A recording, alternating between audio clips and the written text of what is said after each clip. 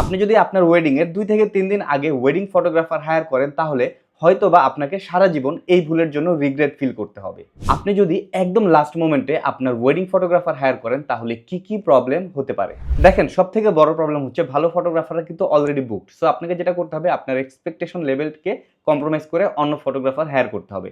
এর ফলে যেটা হবে দেখা যাবে একদম র‍্যান্ডমলি ফটো বা ভিডিও তোলা হচ্ছে যেখানে আসলে কোনো স্টোরি থাকছে না, অথচ ওয়েডিং মানেই কিন্তু স্টোরি।